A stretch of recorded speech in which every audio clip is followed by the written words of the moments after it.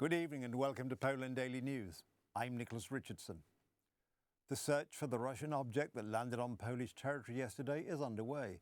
All indications are that it was a Shahed drone, which is deadly. The government has yet to comment on the matter. Interestingly, when similar situations occurred under previous governments, the leaders of the then opposition did not bite their tongues.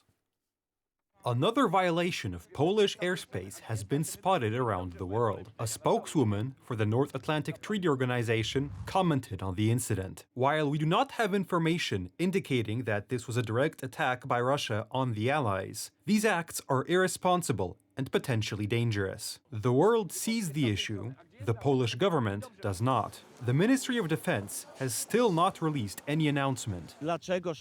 Why, ladies and gentlemen, was this unmanned aircraft not shot down? What were the decisions and who made this decision that this ship was not shot down? The military reports that the object was not shot down due to poor visibility. Experts argue that Poland has sufficient systems that could have neutralized the potential threat.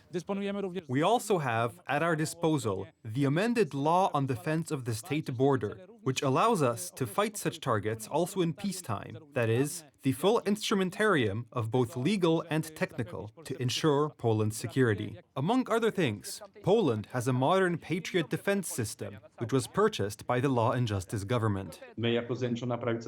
We, as the United Right, did a lot, because the investments Vistula, Narew, that is, fighting targets at long range, medium range, short range, I'm referring to the Pilica system, were developed during our governments. At a time when it was already known that the Russian drone was on Polish territory and the military was already carrying out operations, Deputy Minister of Defense Cezary Tomczyk was partying at Rafał Trzaskowski's political party. The politician was suddenly enlightened and admitted that Poland is indeed in a state of hybrid warfare with Russia. What we are facing today in Poland is de facto hybrid war, and today we can say directly that Poland is in a state of war, however, a hybrid war.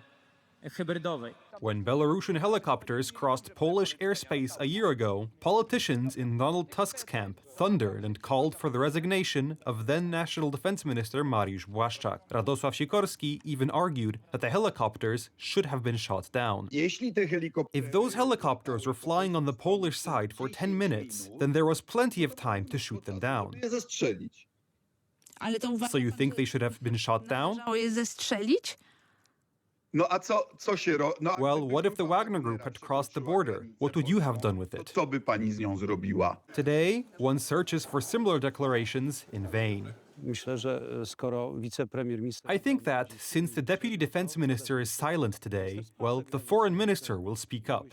I think he will be consistent and explain why the drone was not shot down.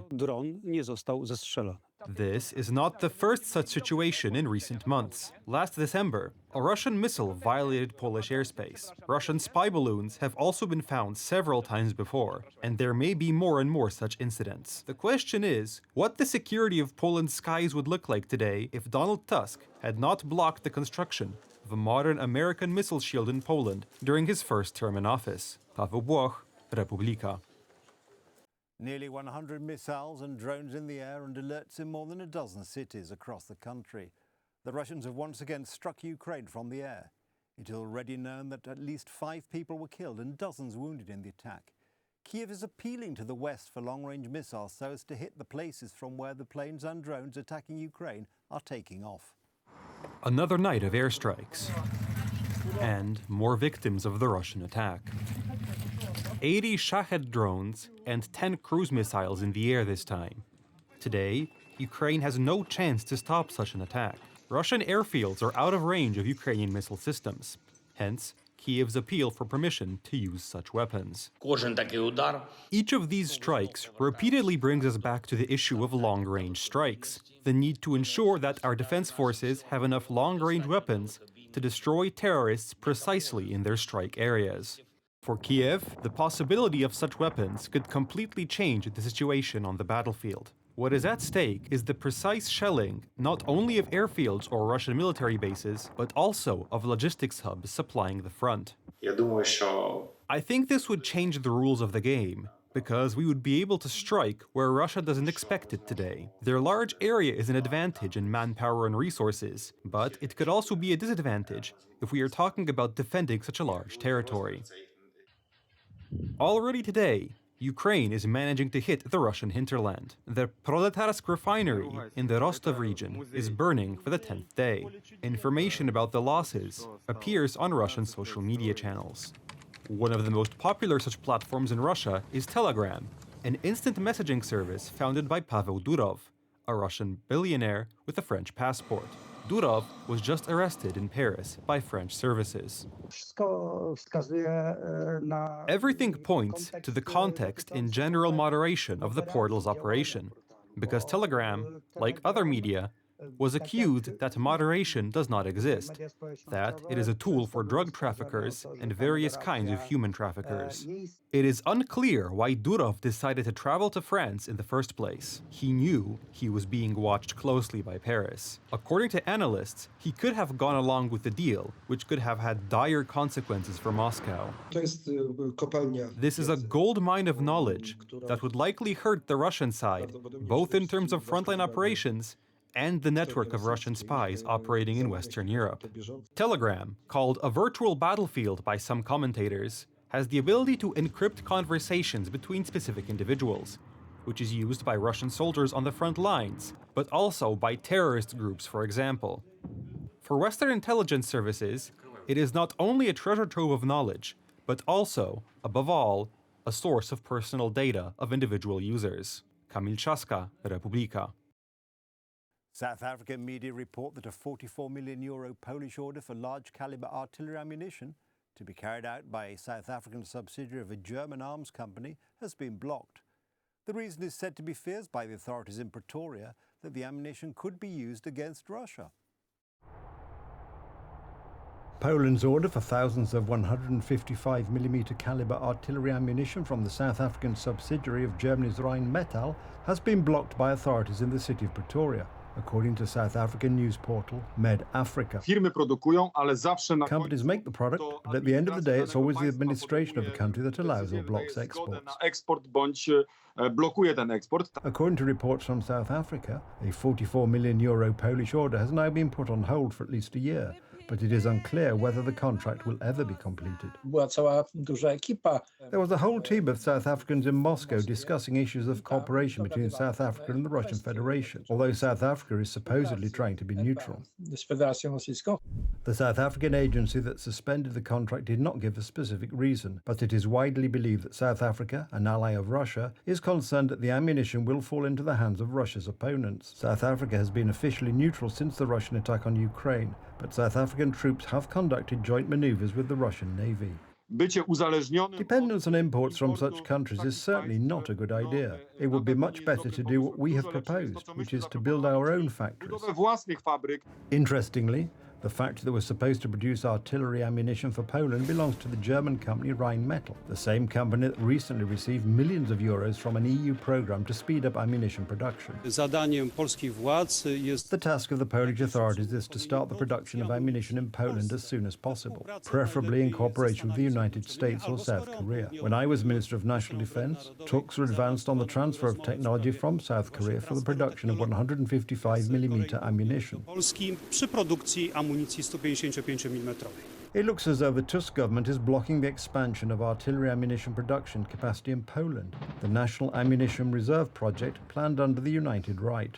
He has envisioned 2 billion zloty for the expansion of production capacity for 155mm artillery ammunition. We urgently need such ammunition at the moment. A new ammunition factory was to be built in Poland. However, all indications are that, like the South African order, it will be cancelled as a form of political revenge because planned by law and justice. Poland will not have its own reserves of ammunition, and this is reflected in Russia's behaviour toward Poland. The awareness that we have no security guarantee, that the army will have nothing to shoot with, determines the real combat value of such an army.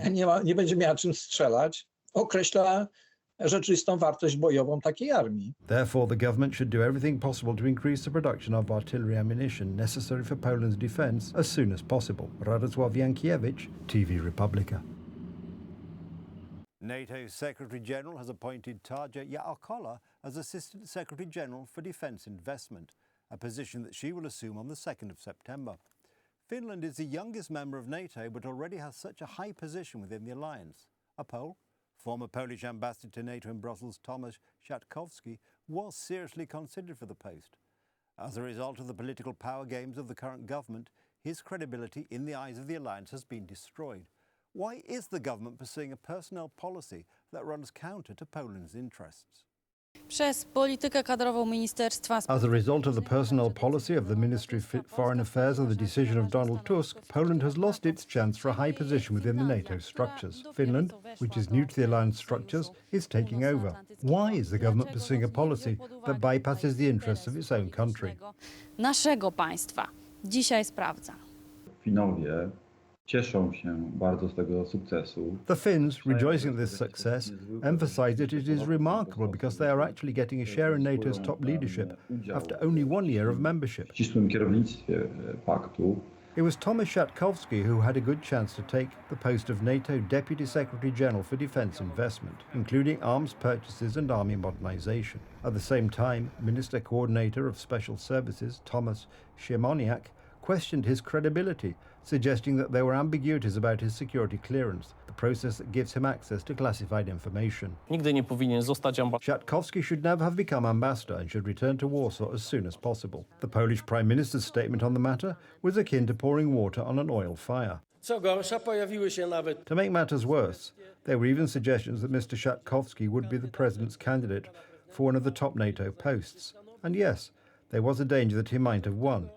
And as I understand it, you would all be happy to have someone questioned by your security services as the representative of important security and financial interests. Zadowoleni. To nie ma wątpliwości, że pan Donald Tusk.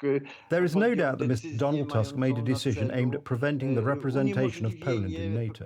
This was the intention behind the elimination of Mr. Siatkowski. Everyone knows that Mr. Siatkowski is one of the most outstanding Polish people involved in matters of military capabilities. What really happened? W pewnym momencie już po zmianie kierownictwa. At some point, already after the change of leadership, a signal was sent to the Polish post about one of the candidates that it would be undesirable for him to win this competition. This alone would mean that the chances of both candidates would be ruined, because the headquarters and the Secretary-General think that this is some kind of political dispute in which it does not wish to get involved. As a result of this political revenge, the NATO Secretary-General has appointed Tarja Jaakkola as Assistant Secretary-General for Defence Investment. The Finn will take up her new post on the 2nd of September.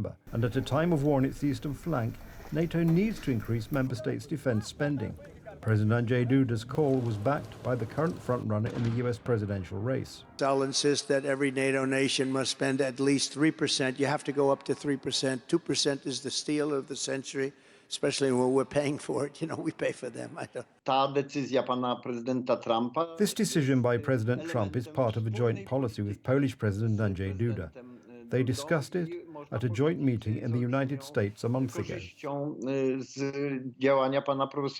At a time of real threats across its eastern border, security and influence on security policy within NATO are key issues for the Polish state.